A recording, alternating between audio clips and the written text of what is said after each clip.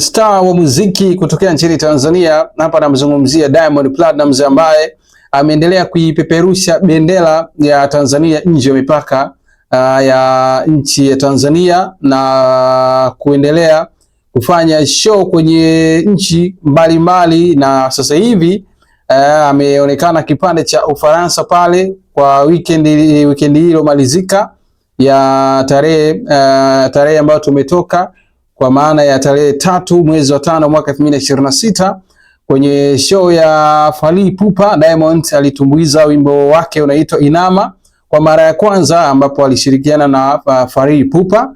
Diamond amekuwa msanii wa kwanza kutoka Afrika Mashariki kutumbuiza mbele ya mashabiki zaidi ya 80,000 pale nchini Ufaransa, katika uwanja ambao umekuwa ukitumiwa zaidi kwenye matukio ya timu ya taifa na wasanii mbalimbali ambao wamewahi kwenda pale kutumbuiza, mtu kama Beyonce, Rihanna. Beyonce alitumbuiza na Jay-Z.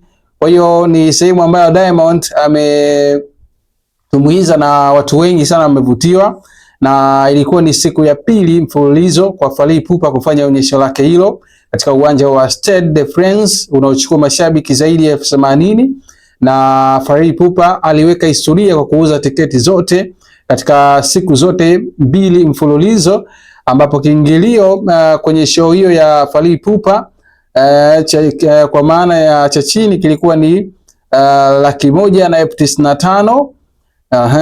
Na tamasha hili lilikuwa ni maalum kwa ajili ya kusherehekea miaka 20 ya mafanikio ya muziki wa Fally Ipupa. Sasa hii hapa ni sehemu tu ya kile ambacho Diamond alikifanya kwenye show hiyo, na nikukumbushe tu ya kwamba wimbo huu wa Diamond ulitoka mwaka 2019, una watazamaji milioni 165,298,977.